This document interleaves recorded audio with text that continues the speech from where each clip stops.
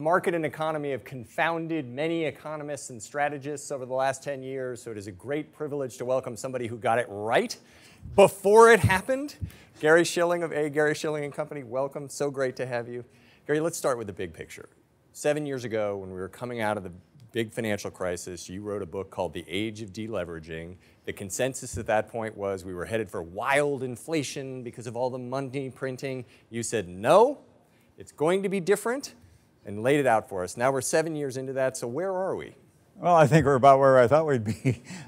Yeah, we are in this process of working off the excesses that were built up in the 80s and 90s, and of course then we had the housing bubble and collapse in the 2000s. But it's really a matter of working down a lot of those excesses, plus the fact that we're in a globalized world, which has added another big dimension to the whole thing. I mean, in other words, when you're talking about labor supplies and productive capacity, you got to look at it globally, and there's an awful lot of that out there now. So all these things have contributed to a period of relatively slow growth. In that book, I said we thought we'd have 2% real GDP growth annually until this whole thing was completed, and it's averaged 2.1% so far.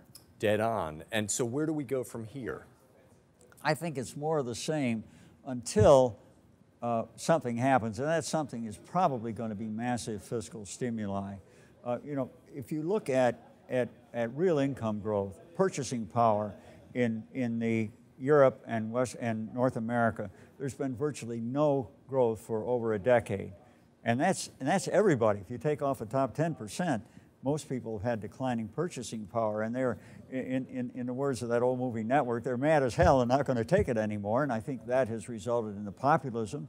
That's what Brexit is all about. That's what got Trump elected. I think it's putting a lot of pressure on politicians to do something. Now, monetary policy has proved to be impotent. It simply has not revived the economy. We can go into the details on that, but I think it leaves it up to fiscal policy, and I think we will see massive fiscal stimuli. The two areas that I think are most likely are military spending, and with the Republicans in control in Washington, if they can get their act together on anything, but they point to, you know, China building the artificial islands in the South China Sea, and Russia reviving their empire, and Japan getting out from under their post-war neutrality. So I think military spending, and the other, of course, is infrastructure spending, which we obviously sorely need in this country, and that's pretty much backed across the board. So I think any politician who wants to get reelected is probably going to respond to this. So that's one of that's the one thing out of the whole Trump agenda, which I think is going to happen. And are you still confident of that, given the seeming inability of the Trump administration and Congress to do anything at all? It seemed like infrastructure spending, as you point out in your latest note, we are at almost record lows of GDP. Our country is falling apart. Everybody on both sides of the aisle seems to agree, time to spend, and yet nothing happens. Well, we do have an event coming up the first Tuesday in November of 2018, to pick a random date, the next election. And I think that's going to put a lot of pressure on Congress and the administration to get their act together and do something. Now it'll take 2 or 3 years for infrastructure programs. You know, the federal government may spend the money, may enact the money, but it's actually spent by the states, and they have to go through the environmental impact statements and the zoning requirements and the contracts and so on. So it takes 2 or 3 years to really get geared up. In 2009, after those so-called shovel-ready projects, 2 years later, only 30% of that money had been spent.